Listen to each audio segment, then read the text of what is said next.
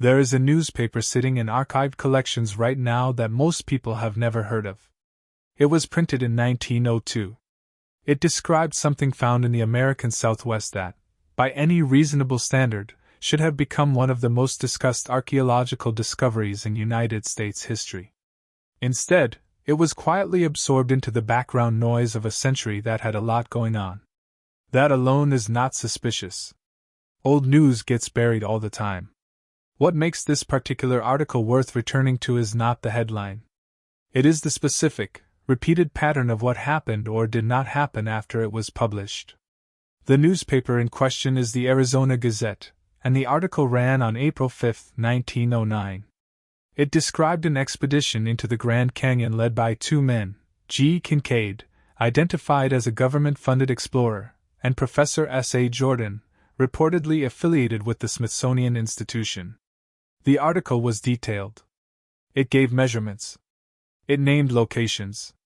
It described artifacts, chambers, and remains that, if accurate, would represent a discovery with no parallel in North American archaeology at the time. The language was straightforward, not theatrical. It read like a field report, not a sensation piece.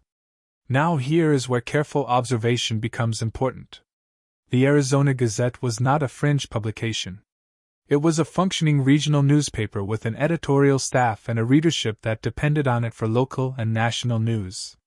Printing a fabricated story of this scale, in 1909, with named individuals and institutional affiliations, carried real professional and legal risk.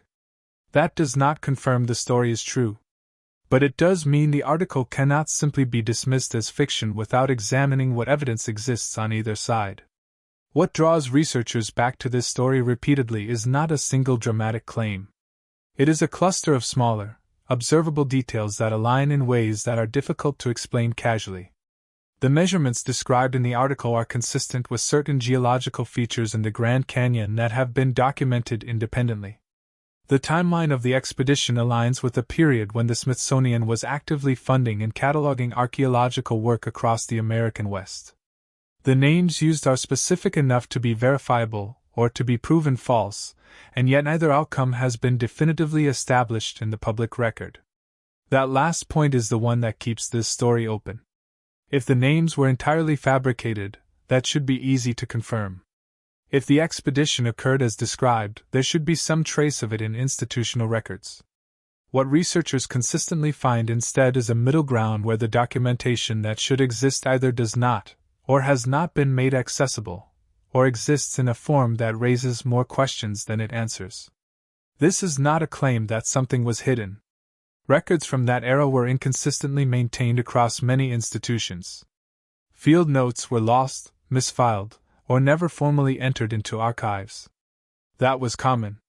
What makes the 1909 article worth examining is not that the records are missing. It is that the specific pattern of what is missing, and where it is missing, lines up in a way that deserves more careful attention than it has received.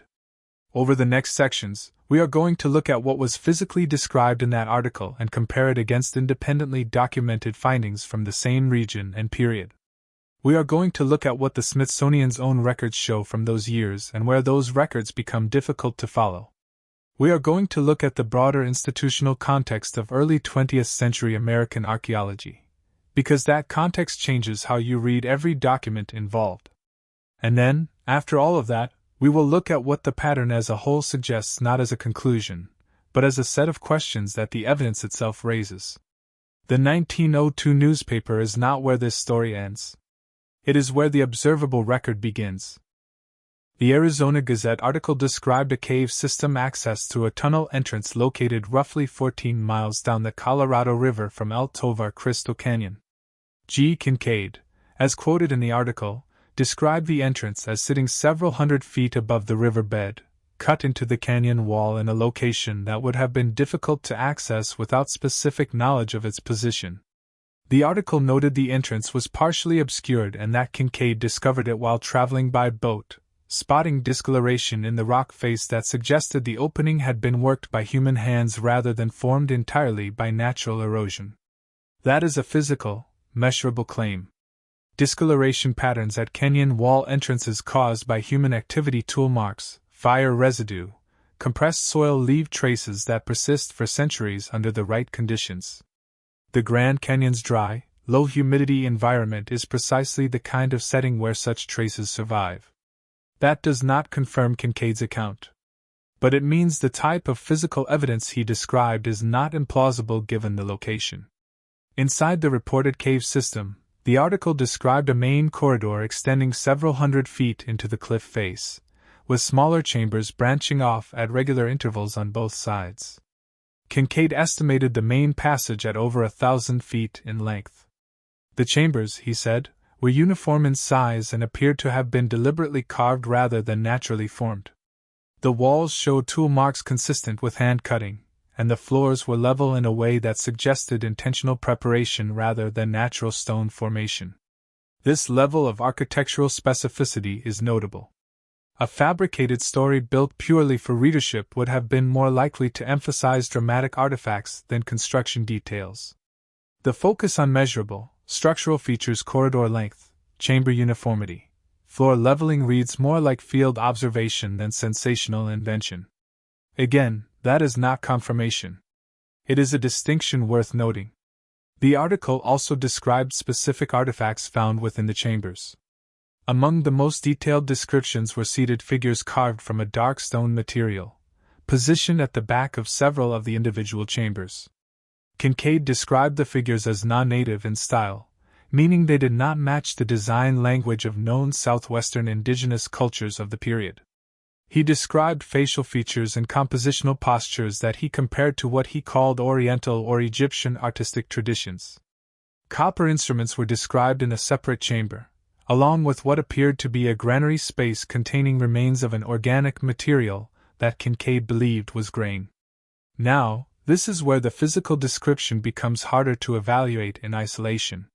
The claim that artifacts resembled Egyptian or Asian artistic styles is interpretive, not measurable.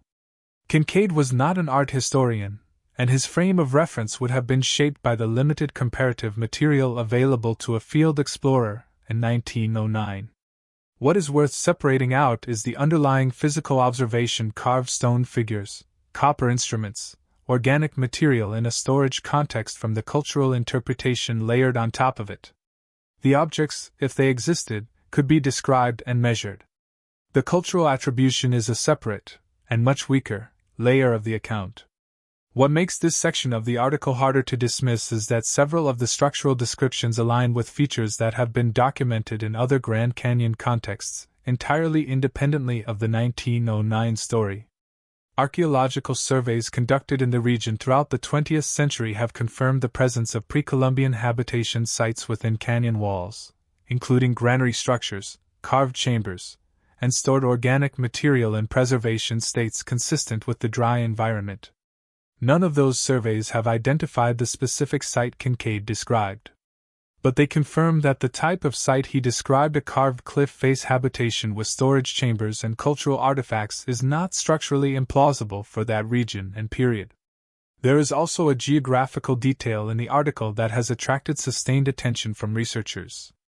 Several formations in the Grand Canyon carry names with Egyptian and mythological references, names including Isis Temple, Tower of Ra, Horus Temple, Osiris Temple, and the Egyptian Amphitheater.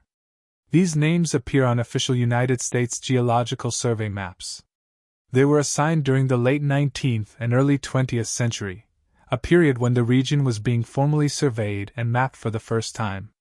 The naming conventions in most areas of the canyon followed local indigenous terminology or descriptive geographic labels.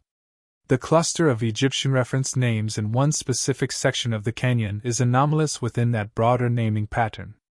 This has a straightforward institutional explanation. The geologist Clarence Dutton, who contributed significantly to early Grand Canyon surveys, had a documented practice of assigning names from world mythology and ancient cultures to canyon formations. The Egyptian names in that section of the canyon may simply reflect Dutton's naming preferences applied to a geographically prominent cluster of formations. That is a reasonable and well-sourced explanation. What it does not fully account for is why that specific cluster received Egyptian names rather than the Greek, Roman, or Norse mythological names applied elsewhere in the canyon under the same conventions. The proximity of those named formations to the coordinates described in the 1909 article has been noted by multiple independent researchers. Whether that proximity is meaningful or coincidental is not something the physical record alone can answer. What it does is add a layer of geographical specificity to an account that could otherwise be dismissed as entirely unverifiable. By the time you have worked through the physical descriptions in the Arizona Gazette article, you are left with a document that contains a mixture of measurable structural observations, artifact descriptions that range from specific to interpretive, and geographical details that partially align with independently documented features of the region. That mixture does not confirm the account. But it does mean the account deserves to be evaluated against the institutional record rather than simply set aside. And that institutional record is where the pattern becomes genuinely difficult to explain cleanly. The Arizona Gazette article identified Professor S.A. Jordan as the Smithsonian-affiliated scientist who accompanied Kincaid on the expedition and who was directing the subsequent excavation of the site. If that affiliation was accurate, the Smithsonian Institution would have a record of it. Field expeditions conducted under institutional sponsorship in 1909 were documented. Researchers were listed in annual reports. Findings were catalogued, even preliminarily. Correspondence was generated and, in many cases, preserved. Researchers who have gone looking for S.A. Jordan in the Smithsonian's records have consistently reported the same result. The name does not appear in the staff directories, expedition logs, or annual reports from that period that are publicly accessible. That absence has been offered both as evidence that the story was fabricated and as evidence that the record was interfered with. Neither interpretation is supported by the absence alone. What the absence does is create an inconsistency that needs to be accounted for. The Smithsonian Institution itself issued a statement in response to inquiries about the 1909 article, denying any involvement in the described expedition and stating that no such discovery had been made under their sponsorship. That statement is on record. What is also on record is that the Smithsonian's official position has remained consistent across more than a century. The expedition described in the Arizona Gazette did not occur as reported, and the institution has no documentation supporting the account. That is a clear institutional position. The question researchers have continued to raise is not whether the Smithsonian issued that denial. They did, and it is documented, but whether the denial is complete. Institutional denials in the early 20th century were not always accompanied by full disclosure of underlying records. The Smithsonian's archives are substantial and not entirely open to public access. That is not unusual for a major research institution. But it does mean that the denial, while official, does not close the evidentiary question in the way that full archival transparency would. We are investigating the timeline they tried to erase. If you want to see the documents I found next week, make sure to subscribe. Now, looking at what the Smithsonian's own published records from that period do show, the annual reports from 1905 through 1915 document an active and well-funded archaeological program across the American Southwest. The Bureau of American Ethnology, which operated under Smithsonian oversight during this period, was conducting extensive field surveys, cataloging indigenous sites, and publishing findings across a broad range of locations including Arizona, New Mexico, and the broader Colorado Plateau region. The institution was not inactive in the area. It was deeply engaged with exactly the kind of archaeological survey work that the 1909 article described.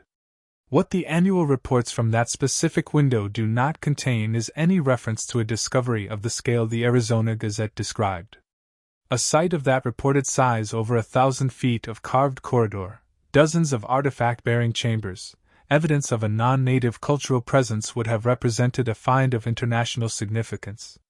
It would have generated correspondence, preliminary reports, and almost certainly some form of public communication from the institution, even if the full excavation remained ongoing. The absence of any such record is, at minimum, an inconsistency in the documentary pattern. There is a legitimate institutional explanation available here too. The Smithsonian's cataloging and reporting practices in 1909 were not standardized in the way they would later become. Field researchers sometimes operated with significant independence, and preliminary findings were not always reported upward before a researcher considered them sufficiently verified. It is possible that an expedition occurred, produced findings that the lead researcher considered unverified or anomalous, and was therefore never formally entered into the record pending further investigation that may never have happened. That is a plausible explanation. It is also an explanation that, if accurate, means the record gap does not indicate suppression, it indicates normal institutional dysfunction of the period. The difficulty is that both explanations, suppression and dysfunction, produce the same observable outcome in the record. You cannot distinguish between them purely from the absence of documentation. What you can do is look at adjacent records correspondence from researchers working in the same region during the same period, procurement records for expedition equipment, travel authorizations, or references in the field notes of other Smithsonian-affiliated scientists who were active in Arizona at the time. Some researchers have attempted exactly this kind of lateral search and have reported partial, ambiguous results, references that could be consistent with the described expedition but that do not confirm it directly. Those lateral records have not been systematically published or verified, which means they remain at the level of claimed findings rather than confirmed documentation. What the Smithsonian's documented record ultimately gives you is a clear institutional denial, a confirmed absence of the specific documentation that should exist if the account were true, and a broader context of active Southwest archaeological work that makes the described expedition institutionally plausible even if it remains unverified. That combination does not resolve the question. It sharpens it. And to understand why the question remains sharp after more than a century, you have to understand the environment in which all of this was happening. American archaeology in the first decade of the 20th century was not the discipline it would later become. There were no federal laws governing the excavation or removal of artifacts from public lands until the Antiquities Act was passed in 1906, and even after that, enforcement was inconsistent and the scope of protected sites was narrow by later standards. Field researchers operated with considerable autonomy. Finds were regularly removed from sites without systematic documentation. Artifacts entered institutional collections through channels that, by modern standards, would be considered irregular at best.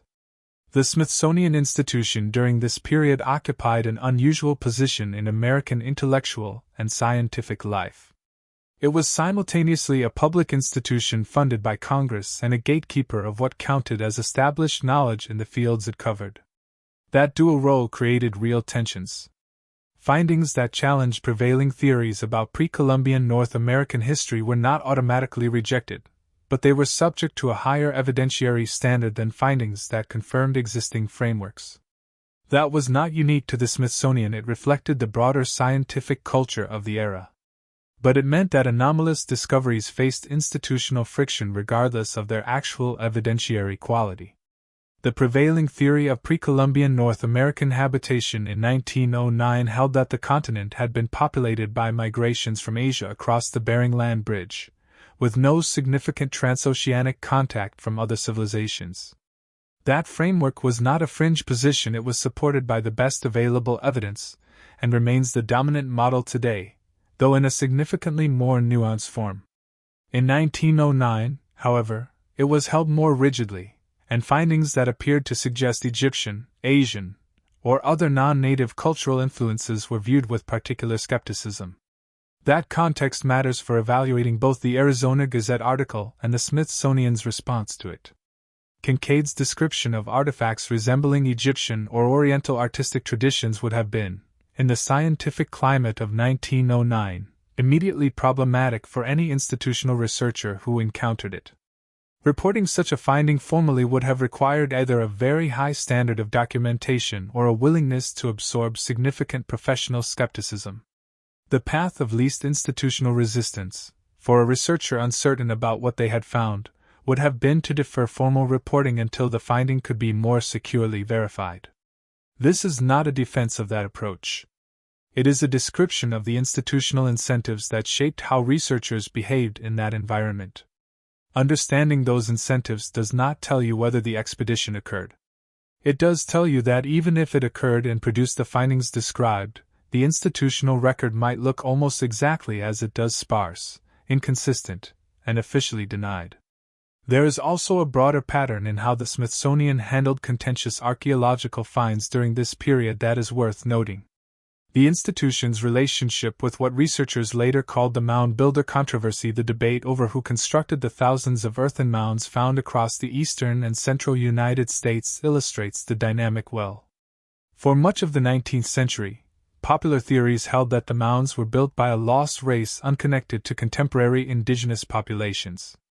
The Smithsonian's Bureau of Ethnology, under Cyrus Thomas, conducted systematic surveys in the 1880s and 1890s that ultimately demonstrated the mounds were built by ancestors of indigenous peoples, conclusively resolving the question in favor of the scientific consensus.